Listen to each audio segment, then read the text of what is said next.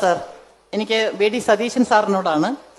ഈ നമ്മുടെ ജനാധിപത്യത്തിന്റെ ശ്രീകോവിലായ നിയമസഭയില് വായിച്ചു വളർന്നവരും വായിക്കാതെ വളഞ്ഞവരും തമ്മിലുള്ള ഒരു സംവാദം ഉണ്ടാകുമ്പോൾ സാറിന് മനസ്സിന്റെ ഉള്ളിലൊരു വേദന ഉണ്ടാകാറില്ലേ? ഇവരിങ്ങനെ വായിക്കാതെ വളഞ്ഞ് സംസാരിക്കുമ്പോൾ കേരളത്തിലെ ജനങ്ങൾ മുഴുവനും ഇത് കേൾക്കുന്നുണ്ടല്ലോ എന്നൊരു വിഷമം സാറിനുണ്ടാവുകയും സാറിന് പിന്നെ എന്റെ ഒരു ചോദ്യം കൂടെ ഉണ്ട്. ഈ തിരക്കിനിടയിൽ സാറിന് ഇപ്പോഴും ഇത്രത്തോളം പുസ്തകങ്ങൾ വായിക്കാൻ സമയം കിട്ടുന്നു? ഞാനിത് എല്ലാവരും വായിക്കണമെന്നില്ലല്ലോ. കുറെ പേർക്ക് വായിച്ചുള്ള അനുഭവങ്ങൾ ഉണ്ടാവും, കുറെ പേർക്ക് ജീവിതാനുഭവങ്ങളും ഉണ്ടാവും. ജീവിതാനുഭവങ്ങളെ നമ്മൾ നിസ്സാരമായിട്ട് കാണണ്ട.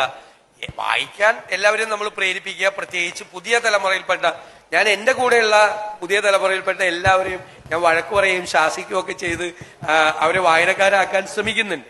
പിന്നെ സമയം എന്ന് പറയുന്നത് എപ്പോഴും വരുന്നൊരു ചോദ്യമാണ്. ലോകത്തെ ഏറ്റവും കൂടുതൽ തിരക്കുള്ള ആളുകളാണ് ഏറ്റവും കൂടുതൽ വായിച്ചിട്ടുള്ളത്.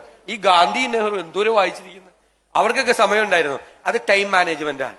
വായിക്കണം എന്ന് തീരുമാനിച്ചാൽ അത് വായിച്ചിരിക്കും. നമ്മൾ വായിക്കണം. അത് നമ്മുടെ ഒരു തീരുമാനമാണ്, നമ്മുടെ ഒരു ഡിറ്റർമിനേഷനാണ്.